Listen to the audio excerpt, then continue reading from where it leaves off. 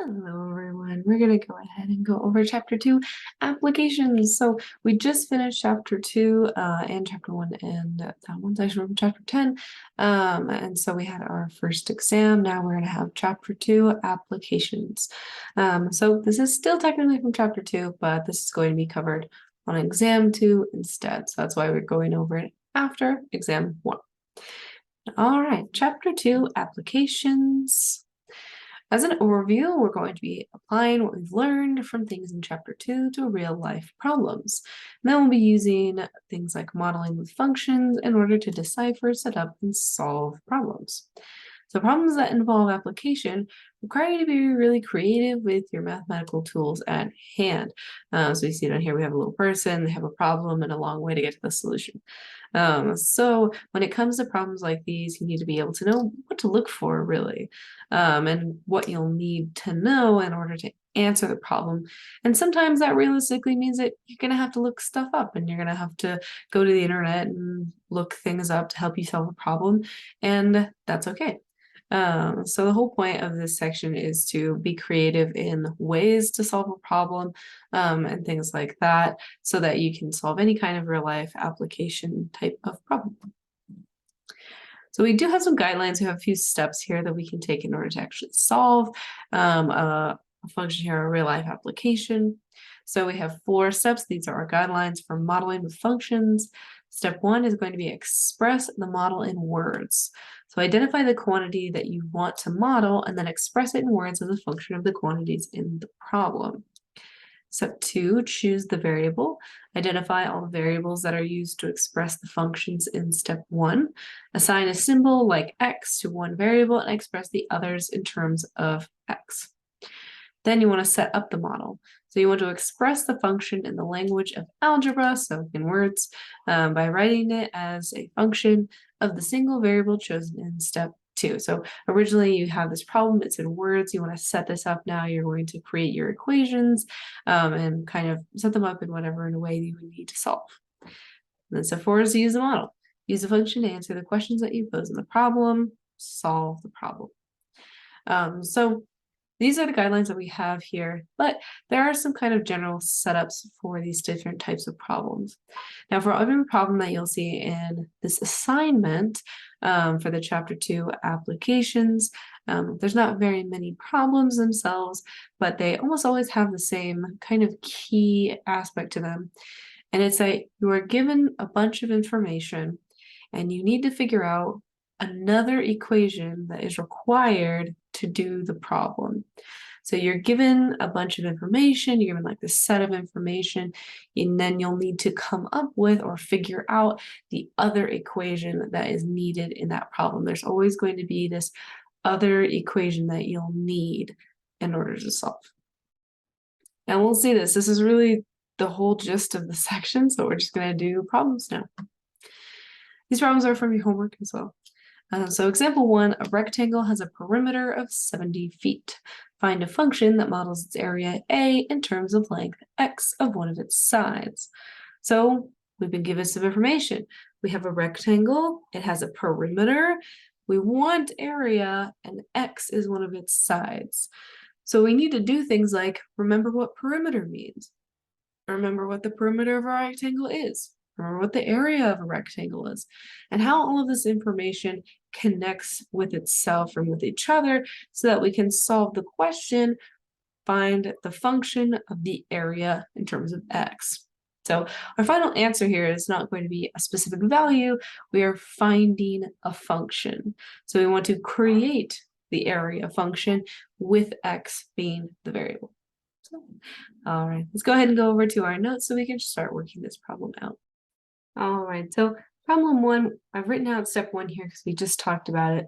But step 1 is that we want to state what we want. So step 1 is we want to find the equation of A, where A is the area of the rectangle in terms of x. Now, step 2 is where we write all of our information. We just kind of pull together all of our information so we see all of it at once, and we can decipher what's what. So in step 2, we want to say all of the things that we know or all of the things that we have. So we know that A is going to be the area of the rectangle. We don't know exactly what it is yet, but we do know that's its definition. We can say that P is going to be the perimeter of the rectangle. And we actually do know this value. We know that this value is going to be 70 feet. We said the perimeter was equal to 70. We don't necessarily have to put the units on there, but you can if you'd like. So we have P is equal to the perimeter of the rectangle there. And then we know that X is one of the rectangle's side lengths.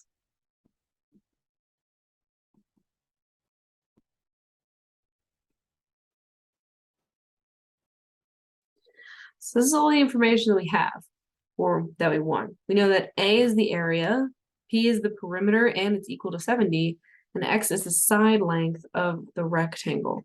So now in step 3, we want to connect all of this information, figure out what we want and what we need in order to actually solve for this problem.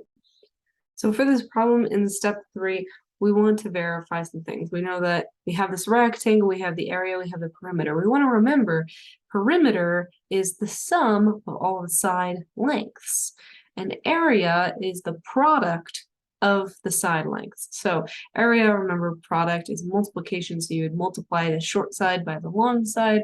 Perimeter would be you add up every single length of the side, and then X is obviously one of the side lengths of your rectangle. The best thing to do for problems like these is to draw a picture. So we're going to go ahead, we're going to draw a picture of a rectangle just so we kind of have an idea of what we're looking at. So we can draw a rectangle. It doesn't need to be perfect. We are artists. Good enough. So we're going to say, you can label whichever one you'd like. We're going to say that the short side is going to be X. Then we can just say that the long side is going to be Y. Just label those however way that you would like. And then we said the perimeter would be the sum of all the sides. So we know that this side over here also happens to be X. And this side over here also happens to be Y. So with our perimeter would be equal to 2 times the length of X, or we could just write it all out. It would be X plus Y plus Y. That's the same thing as saying 2X plus 2Y. So 2 times X plus 2 times Y. That accounts for the 2 X sides and the 2 Y sides. So this is our perimeter. This is an equation for perimeter. And this is equal to 70. We said the perimeter was equal to 70. So we do have an equation right in here. We have that 2x plus 2y is equal to 70. This is great and all, but it doesn't tell us the area. But we want to know, or at least know how to look up, the area of a rectangle. And the area of a rectangle is, like we said, the product of the 2 side lengths. So we have a side length X times Y. So area is really X times Y. But remember that in this problem, we want the area of the rectangle in terms of X. We see it written right here in terms of X. And currently what we have, the A equals X times Y, area of a rectangle equals X times Y. It's not in terms of X, it has a Y in it. So we need to replace Y. And the way that we're going to do that is to solve for Y in our equation for perimeter. So in our equation that we just found, 2x plus 2y equals 70, we want to solve for Y. Then when we do that, we can replace the Y in the area equation there with our expression that now has X's because we solve for Y, and then we have our answer. So we see there were these kind of 2 things that we were given. We were given perimeter, we were given information for perimeter, and then we were told to find area. We needed to know what the area formula was, or area equation was. Then we used the information from the perimeter to put into the function of area, and we can find our answer. So this is a very common kind of thing that happens. You're given a bunch of information, you need to identify the one other thing that you need, use your information that was given to you, plug it into the one that you need, and that's usually going to be your answer. So, all right, we're going to solve for y in our equation for perimeter. This is technically step 4 now when we're in the kind of solving stage. So we're going to shift down a little bit here. So step 4, a little bit more of the solving. So we're going to solve our equation 2x plus 2y for y now. So let's go ahead. We're going to subtract 2x from both sides. This gives us 2y is equal to 70 minus 2x. And then we have a 2 times y. We want to get rid of that 2. We'll divide everything by 2. And we'll get y is equal to 70 divided by 2 is 35. And 2 divided by 2 is 1. So what we have here is that y is equal to 35 minus x. So we now have an expression for y. So we're going to take that 35 minus x, and we want to plug it in for the y right here in the area.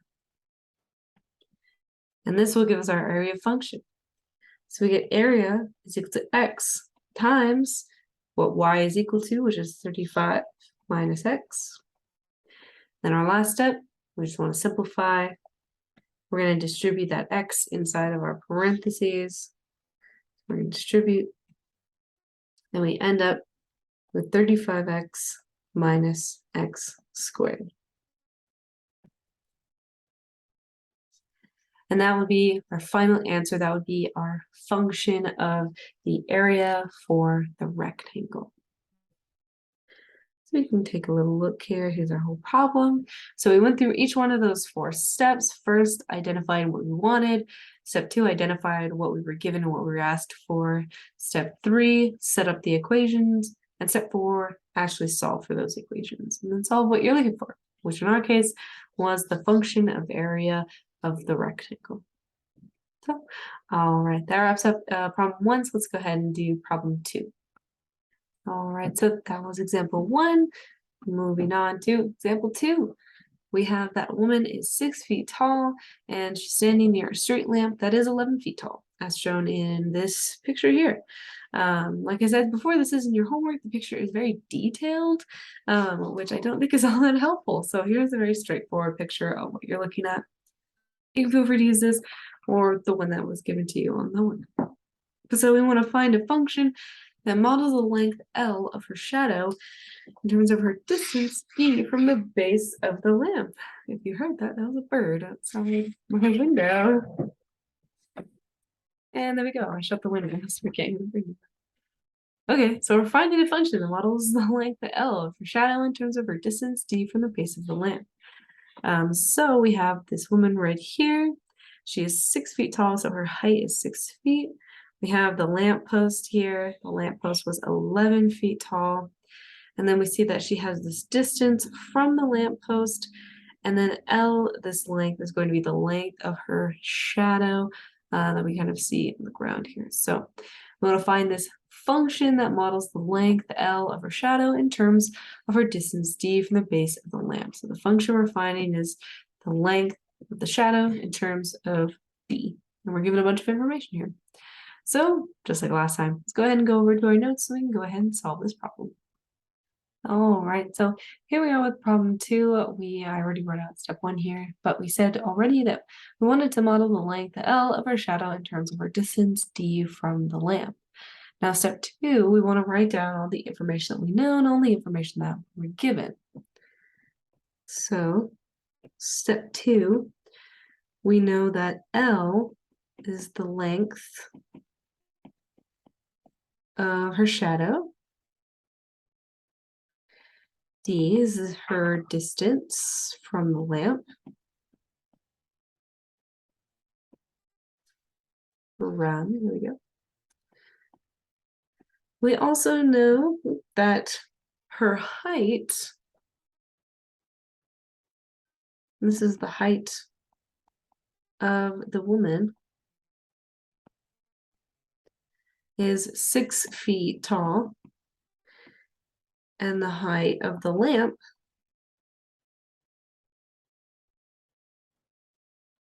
is 11 feet tall. So we were given this information. We know L is the length of the shadow, D is the distance from the lamp, her height is 6 feet, and the height of the lamp was 11 feet. So this is the combination of information that we were given.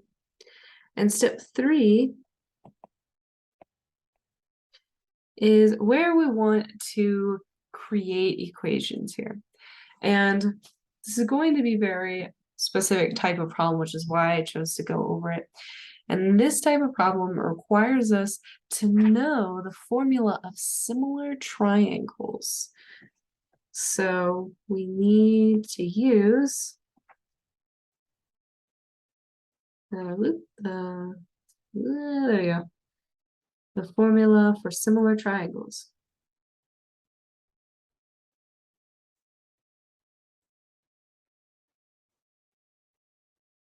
So similar triangles, we'll highlight this in blue here, and then we'll write in blue as well. Similar triangles has this kind of description. It says that if you have a right angled triangle and you've kind of cut it in half, and if you say that the height of the little triangle on the inside is lowercase a, and that base of that little triangle inside is base b, and the height of the big triangle is capital A, and the width of the big triangle is b, you're essentially saying that you have this little triangle and this bigger triangle. And this statement means that lowercase a over lowercase b has to be equal to uppercase A over uppercase B. So that's a statement. That's why they're called similar triangles. They are the same shape, just with different heights and bases. And so we can relate them to each other with this equation or formula, which has this lowercase a divided by lowercase b equals uppercase A divided by uppercase B. So this is the statement that we had, because if we remember our drawing of our situation, it's very similar. If you remember, then that's great. If you don't, then we have, this height. The little woman is standing here. This is the woman. This is the lamppost here. And we have that this right here is L, is her length of her shadow, her distance from the lamp. The lamp itself is 11 feet tall, and she is 6 feet tall. So we have some different kind of setups here, but this is the equation that we need to use, the equation for similar triangles. So we need to relate the two triangles. So if we want to pick the smaller triangle, the one right here, the one that's made up of the length of the shadow, the height of the woman, and then just the hypotenuse of that triangle, what we would have would be 6 divided by L. So 6 divided by the length of the shadow. And this would be equal to, let's pick another color here, would be equal to this larger triangle here. So the entire triangle, we're using the height divided by the base. So the height of the triangle was 11. But the base is the length plus the distance. So the length of the shadow plus the distance she is from the lamp. So that's what we're going to write. Length plus distance. And so now we have our equation. And now we need to know how to solve our equation, because remember, we're solving for L. We want the equation of L. So this goes into step 4 on how to solve. And step 4, you're going to solve by using cross multiplication. So when you do cross multiplication, you multiply the numerator by the other denominator and the other denominator by the other numerator in this setup that we have here. And when we do this, we'll have 6 times L plus D. And we'll put a little arrow showing that kind of moving on here. And this is equal to the other cross multiplication, L times 11, which comes out to 11L. So this is the equation that we're solving for in step 4. 6 times L plus D is equal to 11L. We're solving for L. So we're going to go ahead, we're going to distribute this 6. Well, 6L plus 6D is equal to 11L. We want to combine our L terms, so we'll go ahead, subtract 6L from both sides. And I'm going to flip the two sides here. So 11 minus 6 is 5. So 5L is equal to 6D. We're solving for L, so we just want to get rid of that 5. Divide each side by 5. And we finally get that L is equal to 6D divided by 5. And this is the equation of the length in terms of D, the distance. So this would be our final answer here. So going back, starting, that was the last problem. Going back from the top here, we kind of read through, review a little bit. So we wanted to model the length L of the shadow in terms of the distance from the lamp. We assigned variables to all of these things that may or may not have variables. We wrote down all of our information. We have the height, the woman, the height of the lamp. We set this up. Step 3, we established that we needed to use the formula for similar triangles. Knowing what that was, definitely could have been something that you look up on the internet, or if you already knew it, then that's great. If not, then you're learning it here, so you know what to do for the homework and things like that. So we see our similar triangles, we know the formula, we set up the formula in relation to our situation, and then finally we solved for L within our equation to get that the length of the shadow would be equal to 6 times the distance from the woman and the lamp divided by the number 5. So, all right, that wraps up example 2. Let's go ahead and look at example 3. All right, so that was example 2. So now we go on to example 3. So example 3, we have a rectangular box with a volume of 55 feet cubed, has a square base. Find a function that models its surface area S in terms of the length X of one side of its base. So this problem's a little bit on the tougher side because we're working with a box. We don't have 3D kind of imagery here. Before we only had 2D types of things, but now we have 3D. So we have this rectangular box. It has a volume. So volume, we want to remember, is length times width times height. So volume is 55 feet cubed. Since we multiplied 3 things together, that's why we have a cubed on the feet, but it really doesn't mean anything other than it indicates a volume. And it has a square base. So this rectangular box has a square bottom to it. And we want this function that models the surface area. So we'll need to know how to find the surface area of a box in terms of the length X of one side of the base. We said the base was a square, and if one side of the base is X, where the base is a square, we know that squares have the same side length on every side. So we know that every side of the base now is going to be X. That's the side length.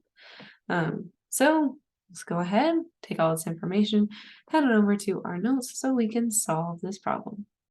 All right, so here we are at example 3. Once again, I wrote in step 1 already, so we talked about it. So we want to model the surface area of the box in terms of X, where X is one side of the square base. So going into step 2, we're going to write out all the things that we know or that we were given in the problem. So in the problem, we said that V was the volume of the box, and that V is equal to 55, and it's 55 feet cubed. So we know that we have this volume of the box. Then moving on, we want to know the surface area. So let's say that S is the surface area of the box.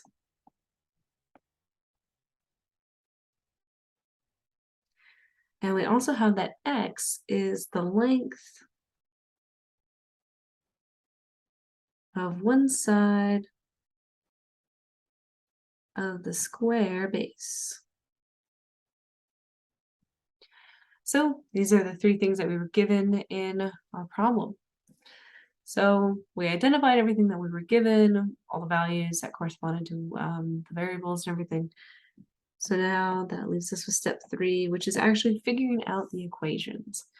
So we have two things that are going to have to be equations here because we want the equation or function of surface area. So that's what we need to find. And then we were given a value of volume. And volume of a rectangular box, like we said before, is going to be length times width times height. So let's go ahead and we're going to write all these things out, but we're going to start with drawing a picture. Drawing a picture in step 3 is always a really great idea because you have an idea of what's going on and you can label everything, and so it just makes everything a lot clearer. So I highly recommend always drawing a picture. So step 3, we're going to go ahead and draw our picture. You can draw your picture however way you like. You know, your picture may end up looking different than my picture. It's just kind of how it works out. But so I'm going ahead and I'm going to remember give a square base. So I drew a square there. It's going to be my base. I'm going to draw the sides of my box. Gonna fill in all the parts there. So here's my box. And you can, you know, make it as fancy or not fancy as you want. Here, say my box isn't see-through. There we go. So here, okay, so we have a box here. We said that the side length is going to be x. But remember, it's a square base, so every side of the base is x. So this length right here is x, as well as this length right here. And then the ones on the opposite sides as well. So we already have a width and we already have a length. And it doesn't matter which is width or which is length. You can say this is length. And this one's width. But the last one you need is height. So this value right here is going to be height. So let's go ahead. We're going to label it h. H for height. So knowing this, our volume, which is length times width times height,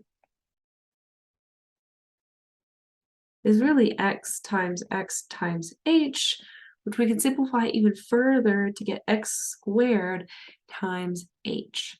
So really what this whole statement did was tell us that volume was equal to x squared times h. So we have an equation for volume. We also know what volume is equal to. Volume is equal to 55. So we can even go farther than that and fill in V for 55. So volume, which is 55, is equal to x squared times h. So now we have this really good equation for volume. But remember, that wasn't what we were looking for. We're looking for the formula of the surface area. So we would need to find and relate what we just found somehow to surface area. Now, a really quick Google search of surface area of a rectangular box without like a top or something like that would tell you the equation. It would straight up, it would tell you the equation straightforward. I will write it out for you. And I will just talk it out really fast on how you get this. So surface area of a rectangular box. This would be your base and the top of your box, and then it would be each one of our sides. So when we write our surface area here, we're going to make sure that we fill in those parts. So the first part we're going to write for our equation for surface area is that we have two squares. And then we know that the area of a square is just the side length squared.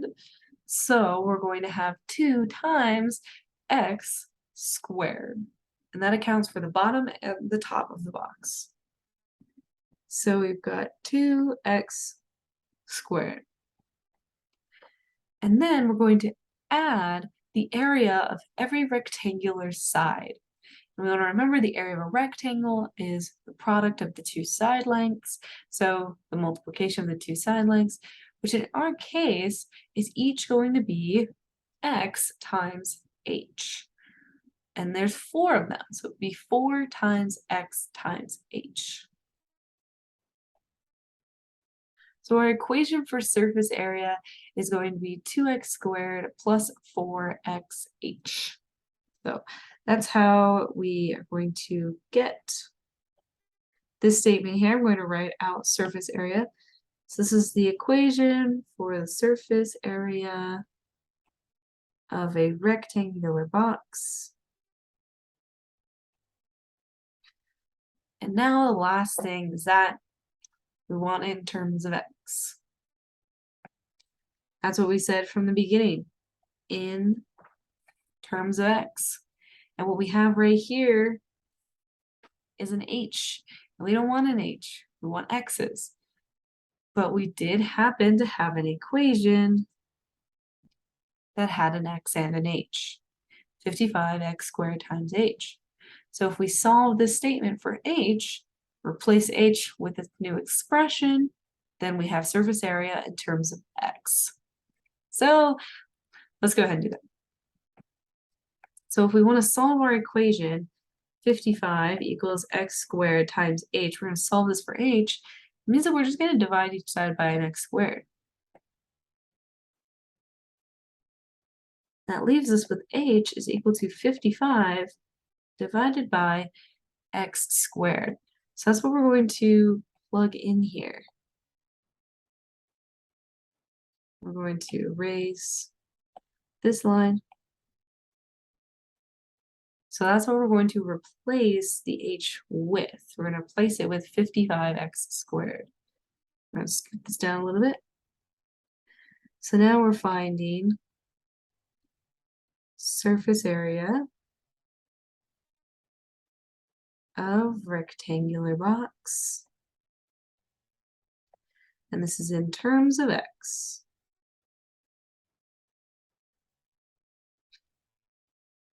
And we're going to go like this instead, because this is equal to s.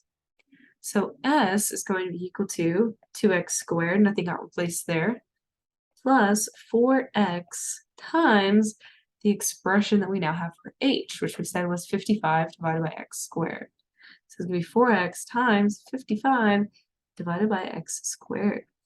So this is our statement here. And this is the beginning of step 4. Step 4 is solving.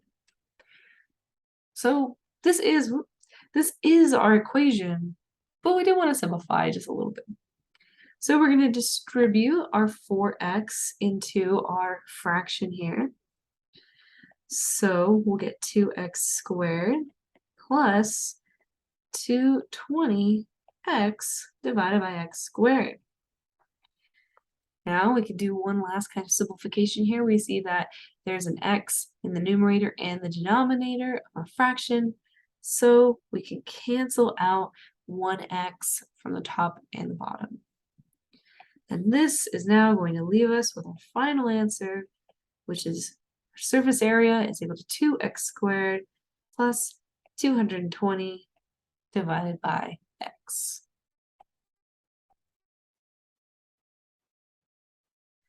And that would be our final answer there. So let's review our problem a little bit. So we wanted to model the surface area of the box in terms of x, and x is the side of the square base.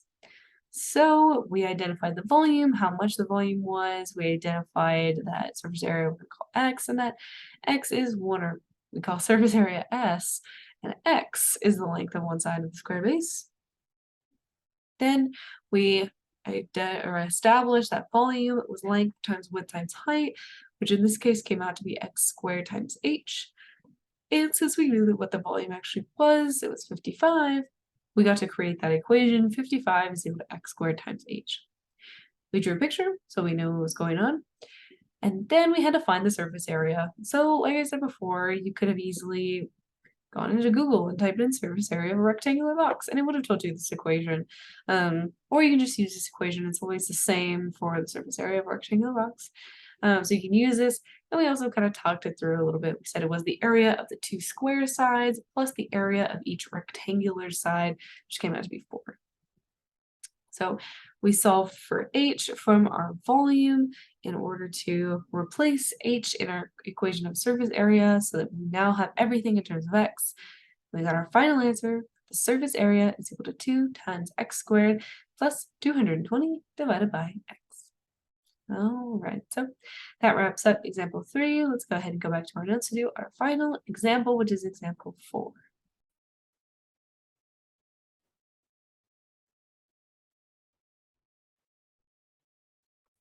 Alright, so we just finished up example 3, and here's our last example. So example 4, we have here the first statement is a graphing calculator is required. When you're doing these homework assignments, about half the problems are going to say a graphing calculator is recommended. A graphing calculator is required for these types of problems.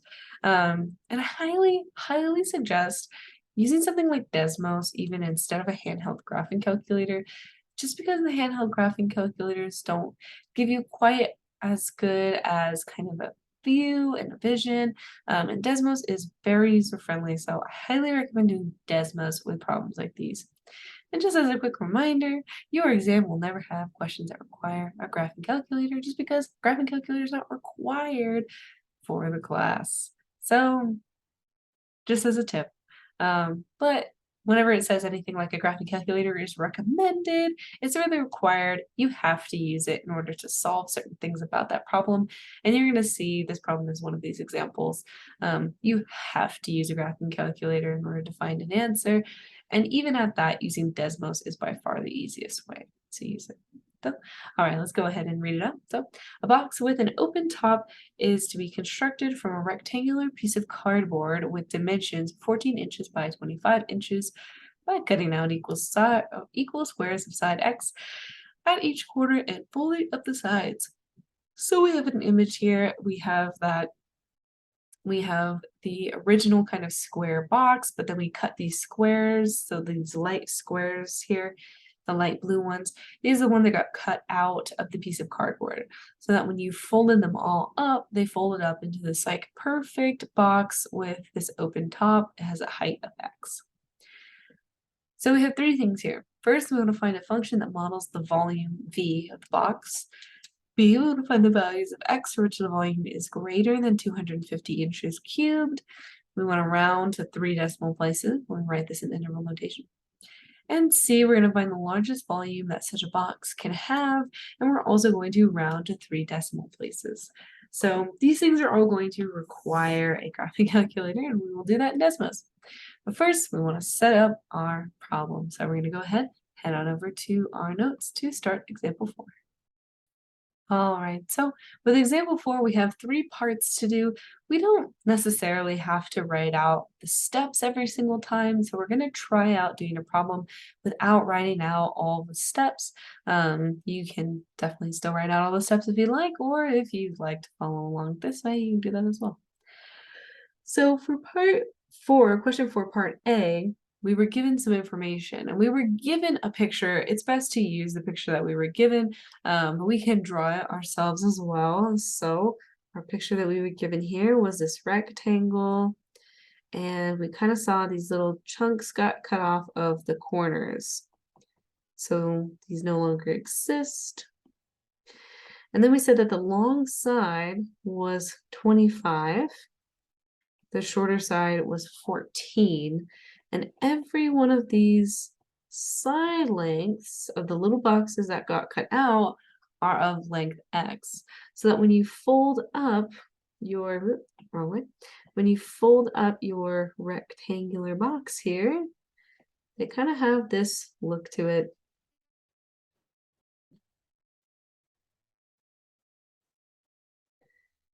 There we go. Good enough. So we see that we have these heights of x, and then we have the short sides and the long sides. So this was roughly the image that we were given. So we want to establish what the volume is going to be.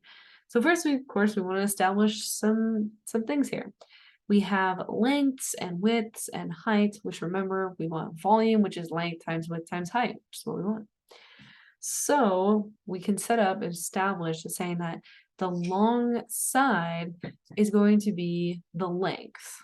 So this side here is going to be the length. This side here will be the width. And this x here is going to be the height. So we know that the height is x, but we don't exactly know the length or the width for that matter. We know that it was 14, the width was 14 and the length was 25, but we cut these squares out and the sides of these squares are x and we don't know what x is. So we want to create equations for the length and the width. So starting with length, which we can label L, I'm going to go ahead and label it with a lowercase l, which is kind of this curvy one right here. So L, the length, is going to be 25, which was the original, but we are subtracting the side lengths of x, and there's two of them. So we are going to subtract 2x. So the length will be 25 minus 2x. Then we want to establish the width as well, the same way. Width, which is W, will be equal to its original, side length or width, which was 14. And then we are subtracting those two small side lengths of x off. Since there's two of them, it's minus 2x.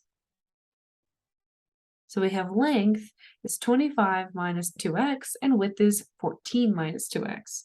And the height is, which we can call h, is just going to be x. So we now have all this information.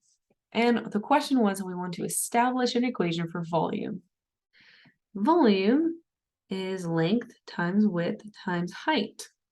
And we said that we know each one of these things now. We know the length is 25 minus 2x, the width is 14 minus 2x, and height is x. So we're going to multiply these statements together. So we're going to have 25 minus 2x times 14 minus 2x times x. And the portion for part A is that we want to find the volume. So we need to find an equation. While this is technically an equation, we want to multiply this out as well. So when we multiply these out, we're going to have to use any kind of method that you prefer to multiply polynomials. I know this thing's called like the triangle method and the box method and the square method and all these kinds of things, but the one that I typically use is the FOIL method. And the FOIL method is you multiply the first terms, that stands for the F. So you'll start with 25 times 14. And then you add the multiplication of the outer terms, that's the O. So this was F, the first terms, then you multiply the outer terms O, so 25 times negative 2x, and you're adding that, so 25 times negative 2x. And then you want to multiply the inner terms, that's the I, so negative 2x times 14, it's your I there, and we'll add those, so negative 2x times 14, and then the last terms, the L terms. So that's our L right there. Then negative 2x times negative 2x. And we add that on as well. Ooh, just barely fit that in. We'll see, don't multiply together. I can probably write that a little bit better here.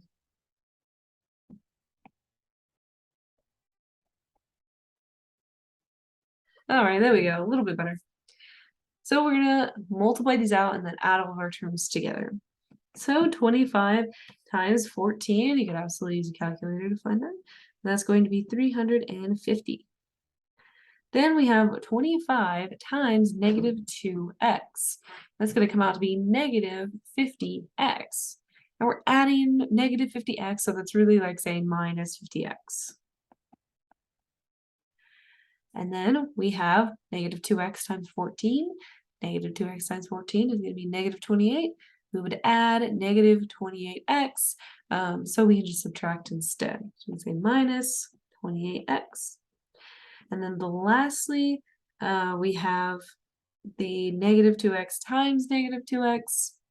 And the two negative numbers, the two negative 2's are going to come out to be positive 4x squared. So we're going to add 4x squared. And something that we don't want to forget is that we're still multiplying by this x. We kind of dropped it off in the last problem. Totally ran out of room. We're going to put it at the front instead here. There we go. So we don't want to forget that extra x that's kind of hanging on there to the side. We want to simplify what's in our parentheses first, because when we distribute the x, we can just distribute it to each term. So we're going to simplify the inner term first. The last thing to do here is add together that negative 50x and negative 28x. And together, that's going to be negative 78x. And I typically like to rearrange the problem so that the x with the highest exponent goes first. So the term with the highest exponent of x goes first. And then you go in decreasing order. So we're going to start with 4x squared minus 78x plus 350 multiplied by x. So our last step here is that we're going to distribute this x into all of our terms. And this gives us 4x cubed minus 78x squared plus 350x. And this was our equation for volume. So this is part A, where we wanted to find that equation of volume. So our equation for volume was 4x cubed minus 78x squared plus 350x. So we finally found the equation for volume. The part for part B was asking us, when is the volume greater than 250, and I believe it's inches cubed, but just to really kind of say that it stands for volume. So we want to know when, or when is, not does, when is volume greater than 250 inches cubed. So we're going to use Desmos to answer that value or answer that question. And part C as well, we want to know what is the maximum volume.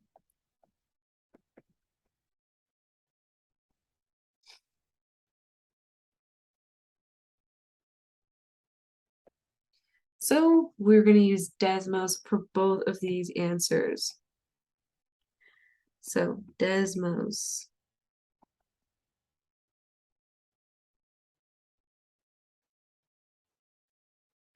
So, all right, we're going to go on over to Desmos, where we're going to graph our function for volume and then do what we're going to need to do for parts B and C. All right, so here we are in Desmos. Here is our function of volume, 4x cubed minus 78x squared plus 350x. So this is our equation for volume. We want to kind of establish a few things before we just jump right into answering this problem. Because if we just jump right into answering the problem, we're probably going to get some things wrong. So we want to establish what part of the graph we're looking at. Because we know that volume of a box, volume is going to have to always be positive. You can't have a negative volume of a box and be like you had this weird inverted box. So you can't have any negative y values. So that automatically kind of cuts out anything that's going to be below the x-axis. So nothing below the x-axis is going to matter really that much to us. And if we zoom out a little bit on this function and zoom in a little bit, we see that the sides are going to negative infinity and positive infinity. We don't have really any more curves happening. So we can zoom back in here and let's go over to our little wrench and we're going to set our y-axis from 0 to, let's keep it at 500. That looks pretty okay. We can pull it a little bit just to kind of see the actual axis. But since we know we don't have any negative y values, we could just cut that out completely. And then we want to think about x. We said that x has to be the height of our box. And x can be a lot of different values, but there are also a lot of values that it can't be. Because remember, volume cannot be negative. So that means that you can't have any x values that would make your volume negative. So if we're looking at our function here, definitely nothing less than 0, because our function goes below, it goes down to negative infinity there. But also we have this little chunk. It's between 7 and I believe 12.5. So between 7 and 12.5, our graph dips below the x-axis again, which means that it was negative. So those aren't going to work. But something that's very kind of funky about a problem like this is that our function comes back up. It comes back up and it goes positive again from 12.5 to infinity. We're looking at the height of a box. We're not going to infinity. And it's a box. It's not going to be that high anyway. So we wonder to ourselves, like, why is it coming back positive for these values greater than 12.5? And the answer is that is when the length and the width are both negative. It makes the volume positive because the length and width are both negative. In that case, makes the volume has to be positive in those types of cases. So we can't have any values greater than 12.5, and we honestly don't care about any values greater than 7 either, because those values are all negative. And if we think about it, if we plugged x equals 7 into the equation of our volume from before, because we had that 14 minus 2x, plugging in 7 would make the volume 0. You also can't really have a volume of 0, but this is just for an example. So this is the reason why when we change the view of our graph, we're going to change our x-axis from 0 to, let's go to 8. And we can move it a little bit just so we see the kind of numbers here. We don't care about anything really greater than 7. We definitely don't care about anything less than 0. So we only care about the x values between 0 and 7. So this is the kind of correct view of the graph that we should have. This is going to give us the correct answers, not using the entire graph, because the entire graph is not realistic. Only this part right here between 0 and 7 is going to be realistic. So it's important on problems like these that you do pay attention to what's realistic about the problem and how you're going to kind of factor that into looking at your graph. So, all right. Here we go. Here's our graph. Here's a realistic portion of our graph. Our question for part B was, when is the volume going to be greater than 250? So we have here a straight horizontal line at y equals 250. So we're going to put that in there. So we have our line. And here we see that our volume is greater than 250 inches cubed between these two x values right here. So we want to click on these values and we use, remember, the x value, because we see that the volume was 250, but it's the x values that we care about. We see that between the values of 0.879 and 5.367, our volume is greater than 250. So let's go ahead and write that in our notes really fast before we do our final part for part C. All right, so from Desmos that we were just looking at, we can go ahead, we want to know when is volume greater than 250 inches cubed. That would be between the values, or the x value specifically, of 0.879 and 5.367. So there's our answer there. One key point here is that you do have to use parentheses because we have greater than, not greater than or equal to. Greater than or equal to would be square brackets. greater than is just going to be strictly parentheses. So we just have parentheses on our interval here. So, all right, let's go over to Desmos one last time to do part C, where part C is the question of what is the maximum volume. So we want to know what is that maximum Y value on our graph. So let's go ahead and go back to Desmos. All right, so here we are in Desmos. We're looking back at our function again. Our question was, what is the maximum volume? Remember, volume is the Y value. So we want to know what is the greatest Y value, what is the highest Y value, which if we click on our graph here, it automatically tells us the maximum point. So our maximum point occurs when X, or the height, is 2.883, and that maximum volume would be 456.589. So our maximum volume in this case would be 456.589 inches cubed. So let's go ahead and put that in our notes and finish up our problem. All right, so part C, what was the maximum volume from Desmos? We said that the maximum volume was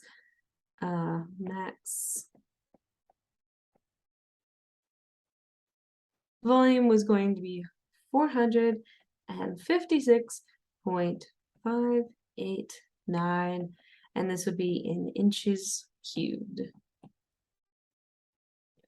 So that would be our answer for answering the maximum volume. So just to quickly review our problem, we wanted to know the equation for the volume of a box with an open top. We figured out the length, the width, the height. We multiplied everything out to find the equation for volume. And then for parts B and C, we had to graph them using a graphing calculator. Specifically, Desmos is really great to use. So we were very easily able to find the answers for part B and C. Now, there's quite a few questions on your homework that say that a graphing calculator is recommended. You have to use them because they're going to have questions like parts B and C, and stuff like that is easiest found on using Desmos, but a graphing calculator, a handheld one is good as well. Desmos just happens to be a little bit more user-friendly, so I recommend that one. But you will have to use some sort of graphing device for problems like parts B and C here, but really for about half the problems on the homework. So it's going to be very important to do that as well. All right, so that was our last example. Let's go back to our lecture to finish up. All right, that was our last problem, example 4. So in summary, in chapter 2 applications, we cover modeling with functions and their guidelines. Pretty short. But as a reminder, this will be on the next exam, or the chapter 2 applications are covered on the next exam. So keep that in mind. You will see more problems on the review assignment when it comes to exam 2 as well. So just keep an eye out for that. But all right, that was the end of chapter 2 applications, and I'll see you all in the next section, which is section 3.1.